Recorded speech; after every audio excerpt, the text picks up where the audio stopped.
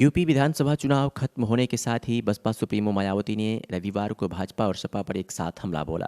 उन्होंने कहा कि वह किसी भी पार्टी की ओर से मिले राष्ट्रपति पद के प्रस्ताव को कभी स्वीकार नहीं करेंगी।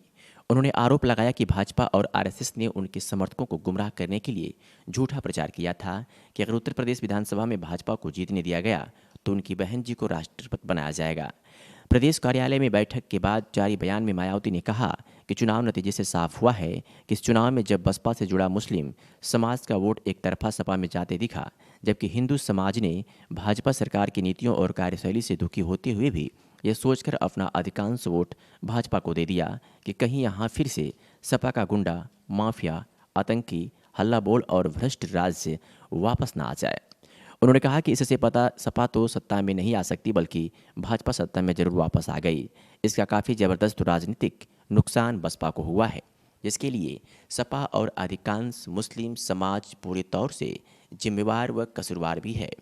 राष्ट्रपति पद का प्रस्ताव कभी भी स्वीकार नहीं करेंगी, ये मायावती का कहना है। उन्होंने कहा कि भाजपा ने इस चुनाव में एक सोची समझी रणनीति और साजिश के तहत दुष्प्रचार करवाया है कि यूपी में बसपा की सरकार नहीं बनने पर हम आपकी बहन जी को देश का राष्ट्रपति बनवा देंगे, इसलिए आपको बीजेपी को सत्ता में आने देना चाहिए। जबकि मेरे लिए देश का राष्ट्रपति बनना तो बहुत ही दूर की बात है, बल्कि इस बारे में मैं सपने तक में भी ऐसा कुछ सोच भी नहीं सकती हूँ। इनको यह भी मालूम है कि बहुत पहले ही कांशीराम जी ने इनका यह प्रस्ताव ठुकरा दिया था और मैं तो उनके पद चिन्हों पर चलने वाली उनकी मजबूत सस्या हूँ।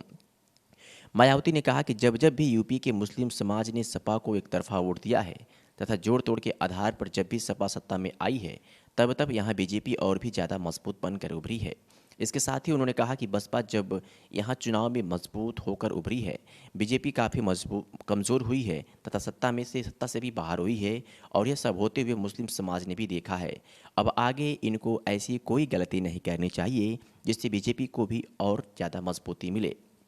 बसपा सुप्रीमो ने कहा कि सपा ने लगभग 1 दर्जन छोटे मोटे संगठनों और पार्टियों आदि से गठबंधन करके चुनाव लड़ा है, लेकिन इसके बावजूद भी सत्ता में आने से काफ़ी दूर रह गई हैं। ऐसे में अब सपा कभी भी आगे यहाँ सत्ता में वापस नहीं आ सकती है और ना ही यह पार्टी बीजेपी को सत्ता में आने से रोक सकती है। सच्चाई तो यह है कि यूपी में सपा नहीं बल्कि बीएसपी ही एकमात्र ऐसी पार्टी है जो बीजेपी को सत्ता में आने से जरूर रोक सकती है, जिसका वेस वोट व खासकर मेरी खुद की जात का दलित वोट ऐसे हालातों में भी बिल्कुल नहीं भटका है तथा ना ही गुमराह हुआ है।